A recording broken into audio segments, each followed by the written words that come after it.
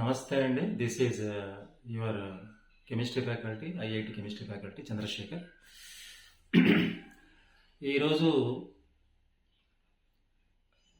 Career with skills only అనే subject గురించి కొన్ని విషయాలు మీతో షేర్ చేసుకోదలుచుకున్నాను.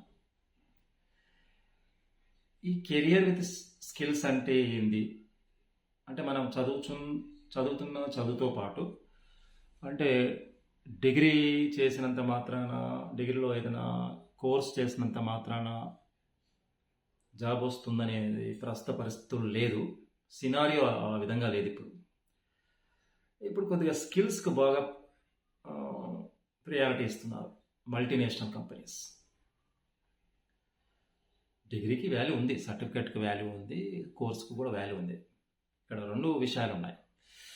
సో మీరు కొద్దిగా జాగ్రత్తగా వినాలి. పేరెంట్స్లో కానీ స్టూడెంట్స్లో కానీ ఒక భావన క్రియేట్ అయింది. అంటే చేస్తున్న డిగ్రీకి వాల్యూ లేకుండా పోతుంది కదా, ఉద్యోగాలు రావట్లేదు కదా, ఏంటి అనేది ఒక సంశయం అనేది పిల్లల్లో కానీ పేరెంట్స్లో కానీ క్రియేట్ అయింది.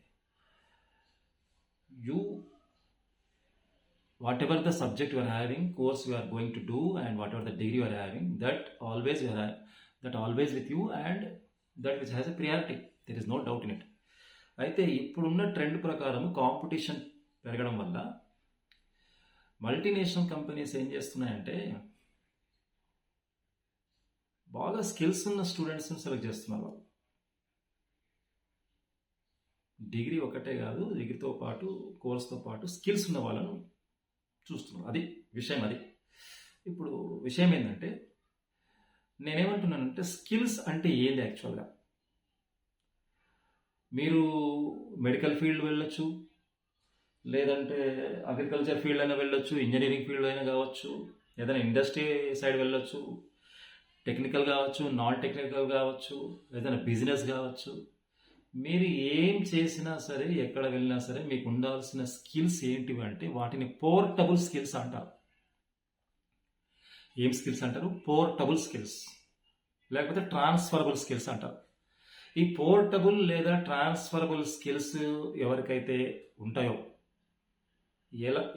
ఏ పిల్లలకైతే పేరెంట్స్ బాగా చిన్నప్పటి నుంచి నేర్పిస్తారో వాళ్ళు ఎక్కడైనా ఏ ఫీల్డ్ అయినా డెఫినెట్గా సక్సెస్ అవుతారు, అందులో డౌటే లేదు.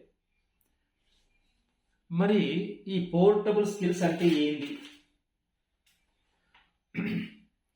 ఏంది ఆ పోర్టబుల్ స్కిల్స్ అంటే ఏంటి? మొట్టమొదటిది కమ్యూనికేషన్ స్కిల్స్ ఉండాలి. ఇదొక వన్ టైప్ ఆఫ్ స్కిల్. రెండవది అడాప్టబిలిటీ స్కిల్ అనేది ఉండాలి. మూడవది టీమ్ వర్క్ అనేది ఉండాలి. నాలుగవది ప్రాబ్లమ్ సాల్వింగ్ అనేది ఉండాలి. Communication skills, adaptability skills, team work and problem solving nature. Communication skills ఉండాల్సింది ఎవరికైనా. మాట్లాడే మాటలు 10 మందికి అర్థం కావాలి, అండర్స్టాండ్ చేసుకునేటట్టు ఉండాలి. అది లాంగ్వేజ్ ఏదైనా పర్లేదు. అడాప్టబిలిటీ స్కిల్స్, సిచ్యువేషన్ బట్టి ఆ మూమెంట్లో నువ్వు ఇమ్మీడియట్గా సిచ్యువేషన్ అర్థం చేసుకొని అక్కడ ఎలాంటి స్కిల్ ఉపయోగిస్తే మనం సక్సెస్ అవుతామని ఆలోచించి నిర్ణయం తీసుకోవాలి. That is adaptability skill. Team work, 10 మంది పైన నువ్వు ఉన్నప్పుడు ఆ టీంతో కలిసి పనిచేసుకుంటా, ఆ టీమ్ నువ్వు ఎంకరేజ్ చేసుకుంటూ, ఆ టీం ఎలా ఉండాలంటే నువ్వు చెప్తే వాళ్ళు వినేటట్లు ఉండాలి. లీడర్షిప్ క్వాలిటీస్ అంటారు వీటిని. ఆ విధంగా ఆ వర్క్ను సక్సెస్ చేయాలి. ఇది టీం వర్క్ అంటారు. ప్రాబ్లమ్ సాల్వింగ్, ఏదైనా ప్రాబ్లం వస్తుంది, ఆ ప్రాబ్లం వచ్చినప్పుడు ప్రాబ్లమ్ సాల్వింగ్ చేసే నేచర్ డెవలప్ చేసుకోవాలి. అంటే ఇలాంటి స్కిల్స్ ఉన్నాయా లేదా అని చూస్తున్నారు ఎవరు? Multinational companies. దీంతో పాటు డిగ్రీ అండ్ కోర్స్ అవి ఏంటో చూస్తున్నారు. ఇది అయితే మల్టీనేషనల్ కంపెనీస్ ఇప్పుడు ఎట్లా తయారైనా అంటే టెక్నికల్గా ఆ స్టూడెంట్ టెక్నికల్గా సౌండ్ ఉన్నాడా లేదా. ఇప్పుడు నేను చెప్పిన వాటితోనే కాకుండా టెక్నికల్గా సౌండ్ ఉన్నాడా లేదా, అనలిటికల్ థింకింగ్ ఉందా లేదా, ఏదైనా టాస్క్ ఇస్తాం, ఆ టాస్క్ ఇస్తారు వాళ్ళు, ఆ టాస్క్ చేసేటట్టు ఉన్నాడా లేదా, అంటే ఆ టాస్క్లో సక్సెస్ కాకపోయినా ఆ టాస్క్ను రీచ్ కావడానికి ఒక స్టెప్స్ అయితే ఉంటావో, ఆ టాస్క్ని రీచ్ కావడానికి ఏవైతే స్టెప్స్ ఉన్నాయో కనీసం ఆ స్టెప్స్ను ప్రాపర్గా ఒక సీక్వెన్స్లో ఫాలో అవుతున్నాడా, అవుట్పుట్ తర్వాత వస్తుందా రాదా తర్వాత అని ఇవన్నీ అబ్జర్వ్ చేస్తున్నారు వాళ్ళు. ఎవరు? Multinational companies. ఒక స్టూడెంట్తో ఎవరైనా సరే, అమ్మాయినా సరే అబ్బాయినా సరే. అదేవిధంగా ప్రాక్టికల్గా ఏమైనా ఎక్స్పోజర్ ఉందా, ఇండస్ట్రీ రిలవెన్స్ ఉందా లేదా, అంటే చదువుకున్న చదువు ఆ డిగ్రీతో పాటు ఆ స్టూడెంట్ యొక్క స్కిల్స్ మన యొక్క ఇండస్ట్రీకి ఉపయోగపడేటట్లు ఉన్నాయా లేదా, ఇవన్నీ బాగా అబ్జర్వ్ చేస్తున్నారు. లర్నింగ్ నేచర్ ఉందా లేదా, ఏదో కాన్సెప్ట్ నేర్చుకుని ఒక టూల్ నేర్చుకొని ఇక దాన్ని పట్టుకొని ఇక ఇక నాకు అంత వచ్చు, లైఫ్ లాంగ్ నేను సెటిల్ అయిపోవచ్చు అని అనుకుంటే వర్కౌట్ కాదు. ఎప్పటికప్పుడు లర్నింగ్ ఉండాలి, అప్డేట్ అవుతుండాలి. ఈ రోజు ఉన్నది 6 months తర్వాత ఉండకపోవచ్చు. That what ever the task కావచ్చు. ఈ ఆర్టిఫిషియల్ ఇంటెలిజెన్స్, తర్వాత ఆటోమేషన్, ఈ డిజిటల్ లిటరసీ, ఈ మూడు ఇప్పుడు ప్రజెంట్గా మార్కెట్లో బాగా ఫ్లో అవుతున్నాయి. So on the base of artificial intelligence, on the base of automation, on the base of digital literacy, వీటిని బేస్ చేసుకొని మార్కెట్ నడుస్తుంది ఇప్పుడు బాగా. సో వీటికి రిలేటెడ్గా పిల్లలు తయారవుతున్నారా లేదా, వాళ్ళకి ఆ నాలెడ్జ్ ఉందా లేదా, అటువంటి వాళ్ళని తీసుకుంటున్నారు. ఇది ప్రజెంట్ సినారియో.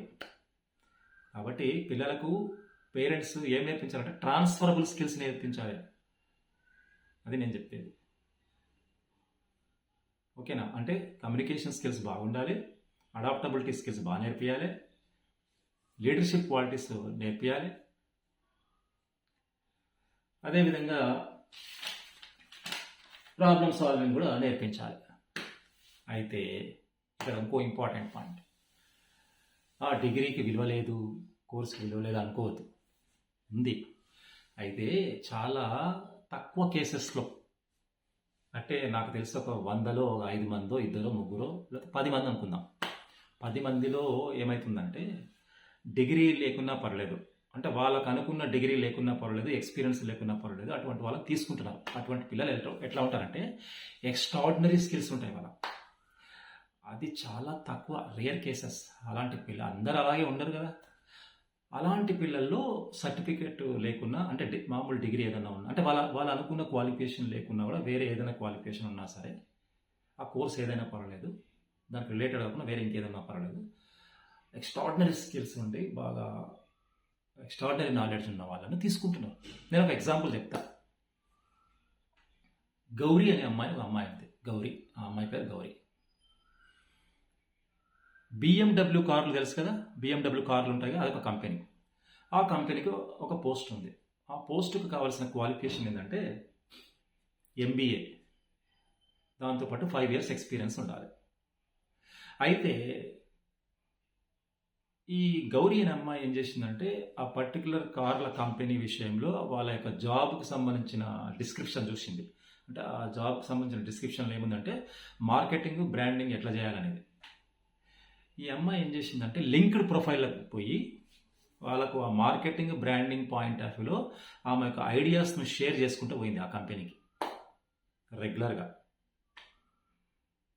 వాళ్ళకి ఎందుకు ఆమె ఐడియాస్, ఆ కంపెనీకి ఆ అమ్మాయి యొక్క ఐడియాస్ నచ్చినాయి. వాళ్ళు చాలా హ్యాపీగా ఫీల్ అయ్యారు. ఇమ్మీడియట్గా ఆ అమ్మాయిని పిలిపించి ఆ అమ్మాయి యొక్క ప్రొఫైల్ చూసిండ్రు. ఎక్సలెంట్ ప్రొఫైల్, బాగానే ఉంది, బట్ అనుకున్న MBA లేదు, లేకపోతే 5 years ఎక్స్పీరియన్స్ లేదు, బట్ ప్రొఫైల్ మంచిగానే ఉంది. ఆ అమ్మాయికి ఇమ్మీడియట్గా బెస్ట్ ప్యాకేజీతోనే, ఎలాంటి అనుకున్న క్వాలిఫికేషన్ లేకున్నా, ఎక్స్పీరియన్స్ లేకున్నా ఇమ్మీడియట్గా జాబ్ ఇచ్చేసిండ్రు. Best package. ఇలాంటి కేసెస్ చాలా తక్కువ ఉంటాయి.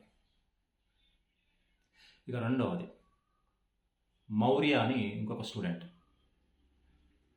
ఆ స్టూడెంట్ ఏంటంటే ఆల్రెడీ జాబ్లో ఉన్నాడు. 10 lakhs ప్యాకేజ్. 10 lakhs package. ఒక కంపెనీ నెక్స్ట్ ఇయర్ ఏం చేసిండ్రు, ఒక కంపెనీని సెలెక్ట్ చేసుకున్నాడు, మంచి కంపెనీ. ఆ కంపెనీకి కావాల్సినటువంటి జాబ్ ఏంది, దాంట్లో ఏం కావాలి వాళ్ళకు అని చూసుకొని ఏం చేసినంటే ఆ కంపెనీకి కావాల్సినటువంటి విషయాన్ని చాట్ GPTతోనే షేర్ చేసుకున్నాడు. షేర్ చేసుకుని ఐడియాస్ తీసుకున్నాడు. చాట్ జీపీతో ఐడియాస్ తీసుకున్నాడు. దాంట్లో ఒక one of the best idea select చేసుకున్నాడు. ఎవరు? మౌర్య. సెలెక్ట్ చేసుకొని ఏం చేసిండంటే దాన్ని ఆర్టిఫిషియల్ ఇంటెలిజెన్స్ వెబ్సైట్తోనే ఆ యొక్క ఐడియాను బిల్డప్ చేసిండు. బాగా మంచిగా బిల్డప్ చేసి ఏం చేసిండంటే ఆ చూజ్ చేసుకున్న కంపెనీకి పంపించింది. వాళ్ళకి బాగా నచ్చింది. బాగా అంటే బాగా నచ్చింది. ఇమ్మీడియట్గా పిలిచి ఆ ప్రొఫైల్ చూసి, ఆ స్టూడెంట్ యొక్క మౌర్య ప్రొఫైల్ చూసి నచ్చి హ్యాపీగా ఫీల్ అయ్యి 10 lakhs ప్యాకేజ్ ఉన్నది 80 lakhs ప్యాకేజ్ చేసి జాబ్ ఇచ్చేసింది. నేనేమంటున్నానంటే my final conclusion is like this. ఇలాంటి వాళ్ళు 100లో 5 మంది, మహా అంటే 10 మంది, మిగతా 90 మంది అలా ఉండరు కదా.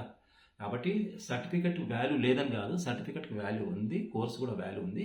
దాంతోపాటు స్కిల్స్ బాగా చూస్తున్నారు. ఆ స్కిల్స్ డెవలప్ చేయండి పిల్లల్లో అని నేను చెప్తున్నాను. This is my advice to all of you. ఓకేనా? So this is one point. అలాగే ఇంకొక విషయము, నిన్ననే ఈ నీట్ రిజల్ట్ కూడా వచ్చింది. సో ఆ నీట్ రిజల్ట్ని బేస్ చేసుకొని ఒక 2 విషయాలు నేను మీకు చెప్పదలుచుకున్నా. మొత్తము ఎంతమంది? 20 లక్షల మంది రాయడం జరిగింది. మొత్తము 20 lakhs మంది రాయడం జరిగింది. దాంట్లో 11 lakhs ఎలిజిబుల్ అయ్యారు, ఎంబీబీఎస్ కానీ డెంటల్ కానీ. సో అంటే నేషనల్ వైజ్గా ర్యాంకులు ఇవ్వడం జరిగింది. దాంట్లో ఈ విధంగా ఉందన్నమాట. 700 to 720 స్కోర్ ఎంతమందికి వచ్చిందంటే 19 మందికి వచ్చింది. అలాగే 650కి పైగా 1492 మందికి వచ్చింది. అలాగే 600కి పైగా 10,160కి వచ్చింది. 500కు పైగా 90,000 అంటే 500 మార్కులకు నేను చెప్పేది. 500 మార్కుల కంటే ఎక్కువ ఎంతమందికి వచ్చిందంటే 90,780 మందికి వచ్చింది. ఇది నేషనల్ వైజ్ నేను మాట్లాడదు. సో కాబట్టి మళ్ళీ చెప్తున్నాను, 700 to 720 స్కోర్ 19 మందికి, 650కి పైన 1492 మెంబర్స్కి వచ్చింది. 600కి పైగా 10,160 స్టూడెంట్స్కి వచ్చింది. 500కి పైగా మార్కులు వచ్చిన వాళ్ళకు 90,780 స్టూడెంట్స్కి వచ్చింది. ఇది సినారియో ప్రస్తుతం. అలాగే మన తెలంగాణలో కూడా కొన్ని సీట్లు పెరిగినాయి. ఆల్మోస్ట్ ఒక ఈ పర్టికులర్ ఇయర్ 2025-26 ప్రకారము 8,840 ఎంబీబీఎస్ సీట్లు అందుబాటులో ఉన్నాయి. పెరిగిన ఈ సీట్లతో మొత్తం అంటే ఇవి అందుబాటులో ఉన్నాయి. సీట్లు పెరిగినాక మళ్ళీ అది ఎంతకు చేరిందంటే 9,650 పెరిగింది. 650 9,650కి పెరిగింది. ఇది మన తెలంగాణలో. దీంట్లో డీమ్డ్ యూనివర్సిటీస్ ఉంటాయి, గవర్నమెంట్ కాలేజీలు ఉంటాయి, ప్రైవేట్ మెడికల్ కాలేజీలు ఉంటాయి. నేను ఒకసారి జస్ట్ చదువుతాను. Mallareddy institute of medical sciences 50 సీట్లు పెరిగినాయి. మల్లారెడ్డి మహిళా మెడికల్ కాలేజ్లో 50 సీట్లు పెరిగినాయి.